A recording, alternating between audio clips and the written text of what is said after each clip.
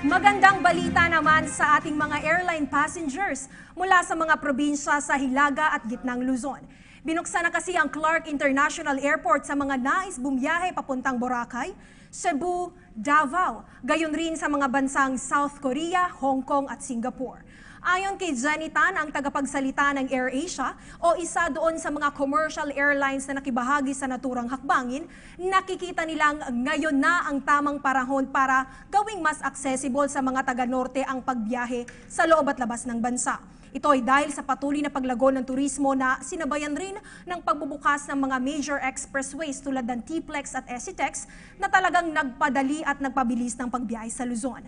Nakatakda namang tutukan ng Department of Transportation ang pagpapatayo ng isa pang passenger terminal sa Clark International Airport para maserbisyuhan ng karagdagang 8 milyong pasaherong inaasahang daragsa sa paliparan sa mga susunod na taon.